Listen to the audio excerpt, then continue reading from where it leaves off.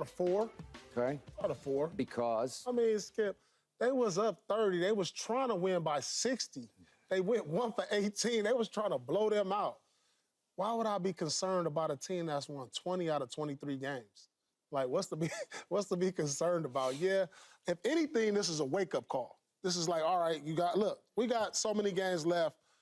We got slapped in the face. It's a tough pill to swallow. Let's get our mind back right. Let's stop. Let's understand the process. Let's not get bored with the process. There's a process to winning a championship, and you got to get through the regular season. They look bored. They smacking teams left and right, Skip. They're on pace to make history, to be one of the teams that's, what their margin of victory now is probably about 11, 12. I mean, they're bored. But to me, my message is to them, don't get bored with the process. Finish out the season strong going into the playoffs. But my level of concern is minimum with that. They wasn't bored when they lost to the Lakers, though. That was a while ago. That wasn't boring them. They lost to the Lakers without LeBron. You talking about 2 months ago? Yeah, but that wasn't boredom. I'm just saying, you say they bored, but think about it. They lost without AD, and they lost without LeBron, right? So now they lose to a team again without Trae Young. Okay. And at the same time span, they get popped by the Nuggets and the Cavs. No, but this is what I'll tell you. This is their tendency last year. They played to the level of their opponent. This year, it's crept in a couple of times. That's it. But for the most part, they've done what they're supposed to do. But they've shown some tendency to play to the level. When you don't have a LeBron or an AD out there, you're not up for the game. With no Trae Young out there, and I know you're supposed to be like, yeah, we should take care of business, but sometimes that creeps in. And But how you explain that, though? And then how you explain losing to the Clippers, for instance, losing to the Nuggets, the Bucks, the Pacers, the Thunder, Warriors, Magic, or the Hornets, 76ers, the Timberwolves, all those type of teams. How you explain losing to them? We won 20 out of 23 games, Key. You concerned? If I'm you win just 20 out of 20, you. If you win, you just coming off a 9-game winning streak, and before that, you know what? They coming off a 10-game winning streak. So what level of concern? Yeah, the only team that's beat them this year, they beat everybody this year except Denver Nuggets. So you have no concerns at all with them getting into the playoffs? As a matter of fact, I'm happy they lost this game. Okay. I'm happy they lost this game. Because now... I don't think they're happy because it looked bad. Yeah, they should feel bad. And they're going to be like, all right, that's a wake-up call. Because if you rolling, you feeling yourself, you might get vulnerable and just take it easy on somebody and get hit. Look, you know what? They lost to Atlanta. It's time to recharge the batteries and get ready for the playoffs. Okay. That's how I look at it. So this might have been a good loss. All right, so, Paul, I'm going to say what I said from early this season. I've said it to you. I've said it 100 times to Key. I just don't love basketball teams that live and die by the three-point shot. And they are all about the three because they, by far, lead this league in taking threes. Obviously, they lead in making threes because they take so many threes. But we love Golden State. Okay, but Golden State got 9 championships or something. Yeah. Think about it, Paul. All right, we've been talking about Tatum and Brown and the Celtics for the last 9 years. Showed you can win by living and dying by the three, did they not? When nobody thought they could. You've made the case to me. In a 7-game series, maybe they have a couple off nights, but the other 5 or 4 or whatever it takes, they're going to make a bunch of them because they'll take 50 and make 25. And if you can do that, you're going to win the championship. Right. Last night, they didn't win the championship because they took 38, which is under their average, and they made only 11. So it's 28.9%. It's just not good enough. And then you still were right there in the fourth quarter, and you go 1 of 6 from 3, and wait a second, they go 5 of 7. So you lost by 4 times 3 is 12. So you lost at the three-point line by 12 points in the fourth quarter. You're probably going to lose on the road. 1 for 18, and they had a stretch of 1 for 18. That's not going to happen again. All right. 1 for 18. See, you said that's not going to happen again. And Skip probably can help me out because it's been a minute. But we also said this about them about a month ago. They same sort of thing happened. We was like, that's not going to happen. Tatum, he will be fine. Yep. And here we are again having the same conversation. No, we're talking about the team, though. Look, they haven't even played with the same starting lineup in this 9-game win streak. Who other team can do that? They haven't had their starting lineup in a 9-game win streak. That is true. And you know who's missing, and it's a glaring loss. It's your new guy. It's Drew Holiday. Yeah, he'll be back. And to me, he is the backbone of your team because he's the one guy I trust in the biggest moments in the biggest games. And it's not to make threes. It's to make defensive plays. It's to make the right pass. It's to make the shot. Maybe it's a two-point shot. But he is the ultimate winner to me because just look everywhere he's been, good stuff has happened. So it was a great pickup by you guys. And I thought it will ultimately be a loss for Milwaukee not to have him and to replace him with Dame because they have lost their defensive identity in Milwaukee. Now they're all offense, and maybe all offense will work for them. But tell us who started that game. The immortal Sam Hauser started the game, and the immortal Sam Hauser went 2 of 10 from 3. Okay, who was the backcourt? Who was the backcourt? All right. Who was our backcourt starter? Your 2 kids who are no longer kids because we keep saying they're kids. Your 2 star kids, they both played, right? Yeah, they played, but our backcourt, we know who the glue guys are. Yeah. We know who the glue guys are. Derek White and Drew Holiday, are they not? Okay.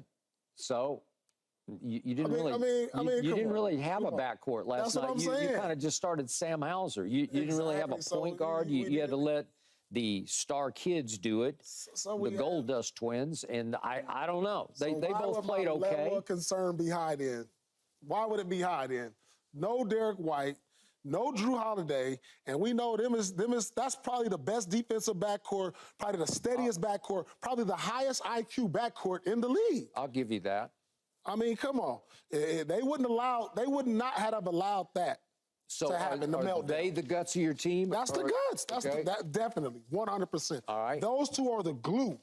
You can't tell me Drew Holiday, championship experience, Derek White, we know what he brings. That's the glue. As long as they out there, I'm confident they're going to win. Okay. Can you overcome a game where Jason Tatum has a 2 for 10 from 3? Because he is capable of doing that.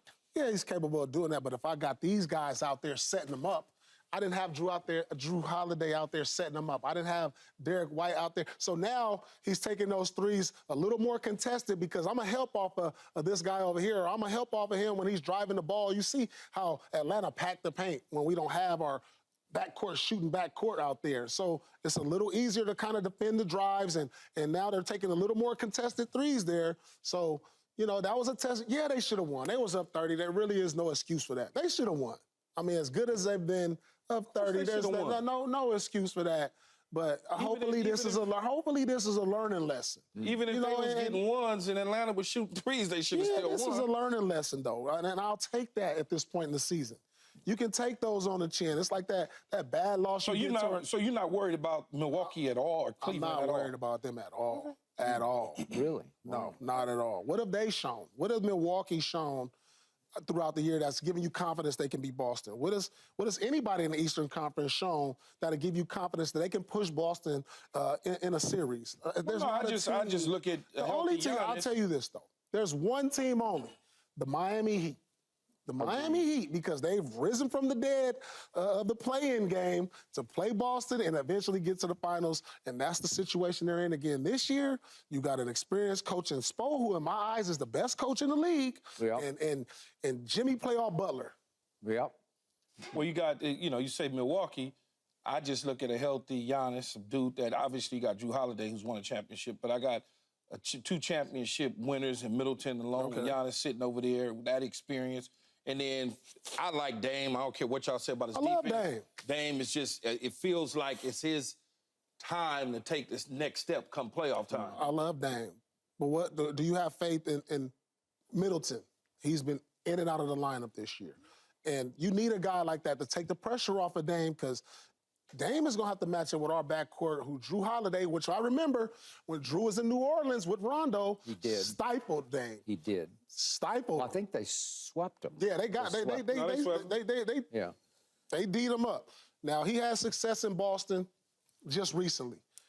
That's Dame. Dame is one of the greatest players to ever play the game. But I know in that playoff situation, I'd rather have Drew Holiday and Derek White guard them in a 7-game series than any other guard in the league. All right, so Paul, I'm going to sum this up. Back in your day, you and KG and Ray and Doc and Rondo, I don't know if you lost a 30-point lead, but I'm going to bet you didn't because you just weren't built that way mentally. Like somebody's going to say, once it gets down to 10, somebody's going to say, okay, that's enough of that. and you have two young superstars.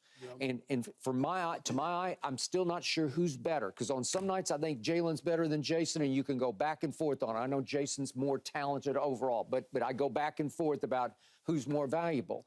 But one of those two last night needed to step up and say, okay, that's enough. These are the Hawks. They don't have Trae Young. They don't even have, last night they didn't have that Jalen Johnson who had that dunk over Austin Reeves out here. Remember we talked about it? So he didn't go last night. He's a nice young player. So they're shorthanded too, and you let them do that to you because it's wrong. I don't think the Larry Bird Celtics would have allowed that. They just would have said no. Somebody would have said no. No, that's enough. That's the only problem I have with your team, but you didn't have your guts and glue guys. Yeah, absolutely. And maybe they're the ones. Yeah, absolutely. I mean, I feel that's I can agree with that. But I'm sure Sam Cassell said something on the sideline, and that's the reason they brought him over there. I'm sure Coach Mazzulla said something. But you're right, Skip. It does have to come from the players. But they're not on the floor, though, Paul. Huh? They're not on the floor. They're not on the floor. But you got somebody in that huddle, in the timeout, saying things like that.